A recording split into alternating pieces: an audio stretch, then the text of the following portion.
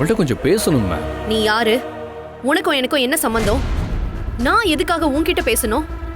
மரியாதையா வழி விடு, நான் போகணும். ஏக்கா என்னக்கா சண்டை போட்டு கோச்சிட்டு போறீங்க?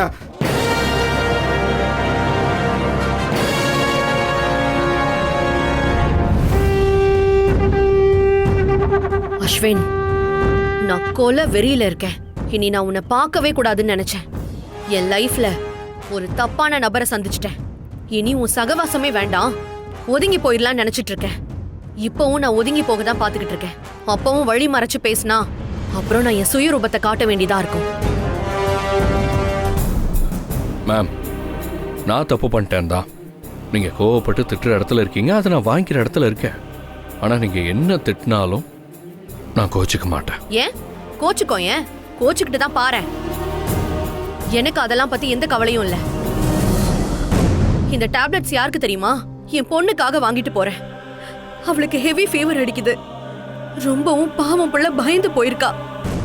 பயத்துல அப்படியே உடம்ப திடுக்கு திடுக்குன்னு தூக்கி போடுது. துள்ளி குதிச்சு விளையாடிக்கிட்டு இருந்த என் பொண்ண எப்படி முடக்கி போட்டுட்ட தெரியுமா நீ? ஏஞ்சல் மாதிரி பாத்துக்கிறேன், ராணி மாதிரி பாத்துக்கிறேன்னு சொன்னல.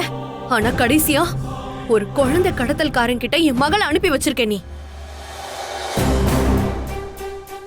அவளை மட்டும் மகாவும் செல்வமும் காப்பாத்தலன்னா என்ன ஆயிருக்கும்? என் பிள்ளைய கை காலம் முடமாக்கி கண்ணு குருடாக்கி எந்த தெருவுல பிச்சை எடுக்க விட்டுருப்பாங்கன்னே தெரியல. இதெல்லாம் யாரால? உனக்கு உதவி செஞ்ச பாவத்துக்காக இதெல்லாம் தேவையா எனக்கு? இங்க பார், உன்னை என்னால மன்னிக்கவே முடியாது அஸ்வின். அவ்வளவுதான், எல்லாம் முடிஞ்சு போச்சு.